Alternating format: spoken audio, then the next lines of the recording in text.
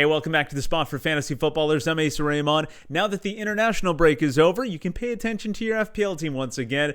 In this Game Week 30 preview, I will talk about the key fantasy players from each fixture, and then I'll reveal my waiver 11 for Game Week 30.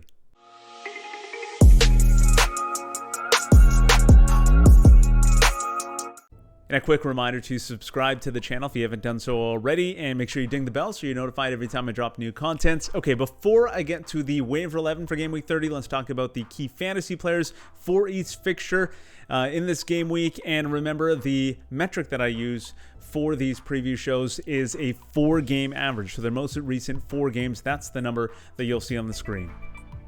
All right, first match of the weekend, Chelsea hosting West Brom.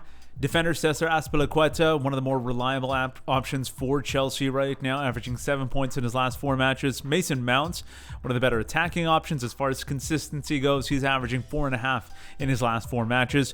For West Brom, defender Kyle Bartley has been solid, 6.25 in his last 4, and Mateus Pereira has definitely seen a dip. We haven't seen a really strong performance from him in a while, averaging just 2.5 in his last 4 matches. Next match then, Leeds United versus Sheffield United.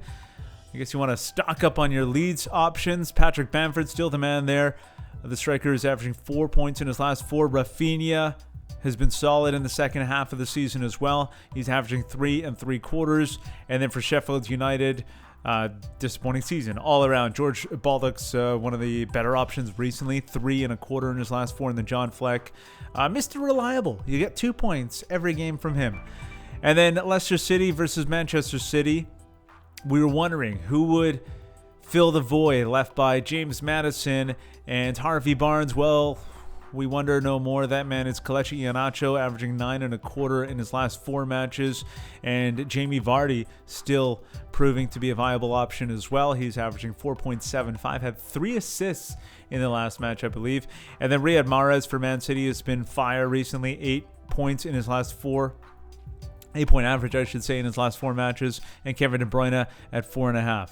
Then moving on to Arsenal versus Liverpool. This should be a great match. Alex Lacazette averaging 7.25. Martin Odegaard has been good, up and down, really. You were hoping for a big pull from him, and he's been somewhat inconsistent since he's been a prominent figure for Arsenal. And then moving on to Liverpool, Trent Alexander-Arnold has picked up as far as fantasy production goes recently. Mohamed Salah, disappointing, as he's averaging just 2.5 in his last 4 matches. Now to Southampton versus Burnley.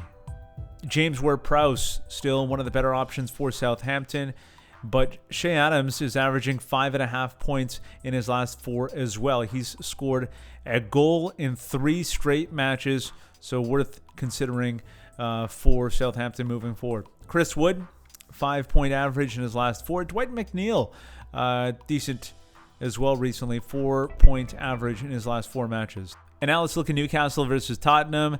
Jamal Lascelles has been one of the most consistent options for Newcastle recently, 6.25 in his last 4. Really the only option for Newcastle recently.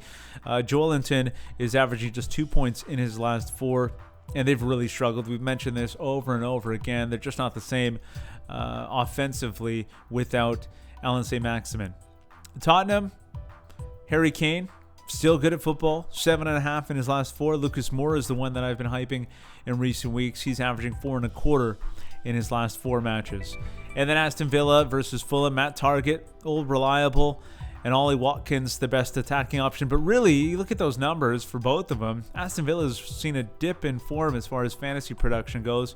For Fulham, Joachim Anderson has been one of their better options, and Ademola Lookman has been quiet recently, but he is their best player on the attack. Man United versus Brighton. Luke Shaw has been great all season long, really.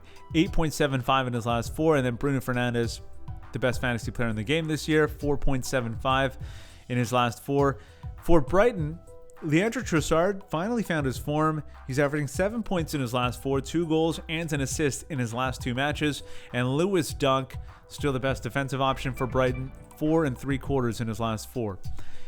And now to Everton versus Crystal Palace. Richarlison has been great in recent weeks. He's averaging 5.25 in his last 4. Lucas Digne, not bad either, 3.75, and should have an opportunity to maybe provide an assist in this match against Crystal Palace. For Crystal Palace, Joel Ward is averaging 5.5 and could be a decent stream option. As for Luka Milivojevic, yeah, quietly one of the better plays recently at 5.25 in his last 4. And finally, the last match of the game week. On Monday, Wolves versus West Ham. Connor Cody averaging 5 in his last 4. Adama Traore for Wolves averaging 2.75. He's been an interesting one all season long. Usually plays a full 90 minutes. The fantasy points have been disappointing, but you take the upside with Adama Traore and hope for the best. Jesse Lingard's been very good in recent weeks. We all know that. That 5.5 is including a 0 when he didn't play against Manchester United. So his numbers there could have been boosted as well.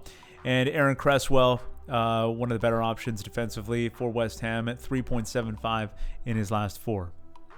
Now, if you dispute anything I have to say in any of these videos, hit me up in the comments below or on Twitter at TheSpot4FF. All right, let's get to the waiver 11 now for Game Week 30. And these players are available on waivers in one of my draft leagues. And maybe the information in this part of the video will help you determine who you want to make a waiver claim for in the game week. So we'll start with the keeper and work our way up the pitch. And it's a regular in that spot for me, a waiver 11 regular, if you will, Aaron Ramsdale, who's going up against Leeds on Saturday. There usually aren't many keeper options available on waivers. Aaron Ramsdale's always sitting there for me to pick up and place on this team. First defender I'm taking is someone I mentioned earlier, Joel Ward of Crystal Palace. He's not a long-term solution by any means because of some difficult fixtures coming up, but good enough for this week against Everton. And I'll take his teammate for my second pick, Patrick Van Aanholt. Only 2 assists this season, but he's played a full 90 and 4 straight, so he's getting more minutes recently. The third defender I'm taking is Ryan Bertrand, the former Chelsea man. He has a good matchup against Burnley. And my final defender in this 11 is Joachim Andersen of Fulham. He's coming off a goal in game week 29. Now to the midfield, someone I mentioned earlier, once again, Luka Milivojevic of Crystal Palace. I like the play here. That's an easy pickup, and maybe someone you're picking up off waivers in your fantasy draft league.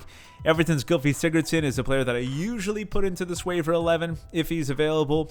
So he's slotted right in there into my midfield 4. And then to Burnley's Dwight McNeil. He scored in their previous match against Everton, so I'm hoping he stays hot. And the last midfielder in the starter 11 for this week is Adama Traore.